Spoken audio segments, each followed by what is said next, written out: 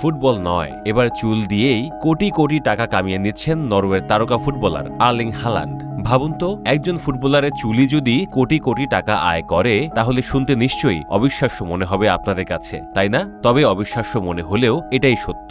মাঠে গোল করে যেমন প্রতিপক্ষকে হারান, মাঠের বাইরে শুধু নিজের চুলের কারণেই তিনি গড়ে তুলেছেন বিশাল এক ব্যবসা। আজ সেই লম্বা চুলই আর্লিং হালান্ডের জন্য হয়ে উঠেছে টাকার মেশিন। আর্লিং হালান্ডকে সবাই চেনে তাঁর দুর্দান্ত গতিময় গোল মেশিন হিসেবে, কিন্তু অনেকে জানেন না তার লম্বা চুলও এখন একটি ব্র্যান্ডে পরিণত হয়েছে। এই চুলকে ঘিরেই তৈরি হয়েছে নতুন ব্যবসা, নতুন পরিচয় এবং নতুন আয়ের পথ।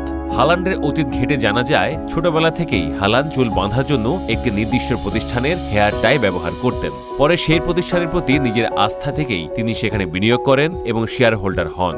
একজন সাধারণ গ্রাহক থেকে প্রতিষ্ঠানের অংশীদার হয়ে ওঠার এই গল্প এখন অনেকের কাছে অনুপ্রেরণার। এরপর বিশ্বকাপের আগে নিজের নামে বিশেষ সংস্করণের ৮ রঙের হেয়ার টাই বাজারে আনেন হালান্ড। বাজারে আসার সঙ্গে সঙ্গেই ব্যাপক জনপ্রিয়তা পায় তার এই হেয়ার টাই। প্রতিটি হেয়ার টাই দাম ছিল $32, অর্থাৎ বাংলাদেশি টাকায় প্রায় ৪,০০০ টাকা।